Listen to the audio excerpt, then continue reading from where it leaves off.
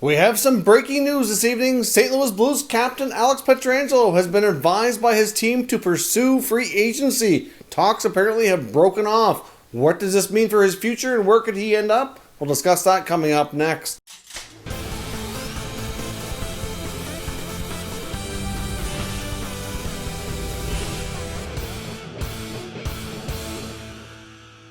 So welcome back to another video here at Top Shelf Hockey. Now we have some breaking news this evening regarding St. Louis Blues captain Alex Pietrangelo. Now, of course, as we know, he was going to be, if he made it there, one of the top, if not the top, free agent name of this year's crop of free agents in the 2020 NHL offseason. And it looks as though he is indeed going to be heading that way. We have reports tonight from Darren Dreger of TSN, which have been confirmed as well by athletic reporter who covers the Blues, Jeremy Rutherford, confirming that talks have indeed broken off between the Blues and their captain. Now, we still have time for them to kind of come back together here and try to get this done one last time, but things are not in a good position. We have reports that the latest offer was around $7.7 million, and the other part of the problem here is that they're trying to ask him to agree to terms without actually giving him the full breakdown and structure of the contract. So, obviously, as we know, players get paid either all salary, sometimes a portion of it is a bonus, and then some salary. There can be a full no trade, a modified no trade,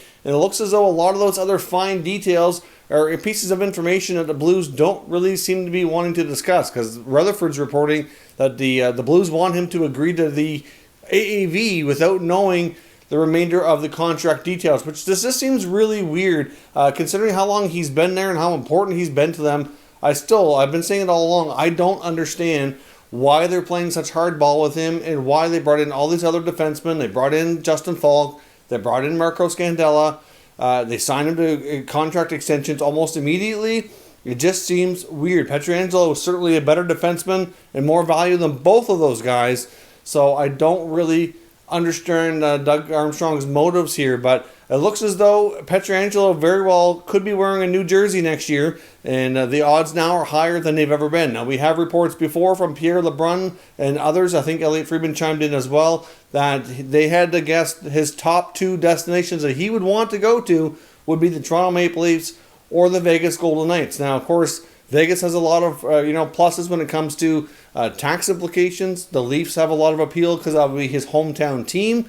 Obviously, both of them would have a hard time making it work for the cap because they are both tied up against it. They both have to shed significant salary, but those NHL insiders also seem to think that they'd be willing to do that if it meant having the opportunity to sign him. So since we're technically in the offseason for those teams, they can not have to be cap compliant until the start of next season. They could take some time to trade away players afterwards, but obviously teams are going to try to take advantage of that if they're going to do that, and they're probably having to sell off some players at pretty low prices to make the necessary space. Because, a lot of teams are in this boat right now. I don't see there being a situation where teams are going to be willingly helping each other out to do something big like that without getting something significant or appealing in return. So it's going to be complicated if either of those teams want to make a push to sign the soon-to-be former Blues captain by the sounds of things. But like I said, free agency technically isn't until October 9th. They still have time to kind of reconvene. The Blues can make another last-ditch effort, but if they're already at the point where they're telling him to pursue free agency and we have all that time in between, that does not sound good at all that they have time to kind of reconcile. But like I said, you can't rule it out completely. If they want to make it work, they'll have to change their offer. If he really wants to make things work, he could kind of reconsider, but it does seem really weird. I understand the fact that he's very frustrated, and obviously it's going to change free agency quite a bit if he indeed is available. So obviously Toronto and Vegas are teams that would make sense why they would be interested in him. There's certainly others as well. I'd put the Winnipeg Jets right at the top of that list. They have the money they were paying Dustin Byfuglien now available, so obviously they need a top right shot D. I don't know if he'd be interested in going there, but they would make a lot of sense. Calgary has a lot of holes in their blue line with all the free agents they have. That would make sense. To a degree, maybe Edmonton, but less likely there. Vancouver was all over wanting Matt Dumba, apparently, as soon as they got word that he was possibly available through trade. That might be a little too rich for their blood, but still, he's the type of player that they'd be looking for.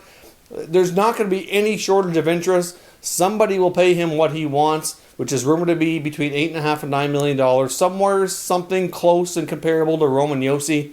And obviously he's probably going to want some trade protection so that he's exempt for the expansion draft, and he knows he can stay put for a while. And he's probably going to want a bit of bonuses in there as well. Just it seems to be the preferred way players like to get paid now. To kind of have those lump sums once a year, especially if there's any delays for seasons or we don't know how things are going to go because of this pandemic that we're in. So let me know what your thoughts are down in the comments. Is Alex Pietrangelo going to leave St. Louis? It sure sounds like the odds just took a massive step in that direction. Where does he end up? There will be no shortage of interest. Can the preferred teams for him, the Leafs or the Golden Knights, pull it off to free up enough space to make it happen? Let me know your thoughts down in the comments and we'll discuss further. If you're new to the channel, consider subscribing and turning on your notifications so you don't miss any future content. And give this video a thumbs up if you enjoyed it. I'd appreciate it if you did. As always, thank you for watching, and I'll catch you next time.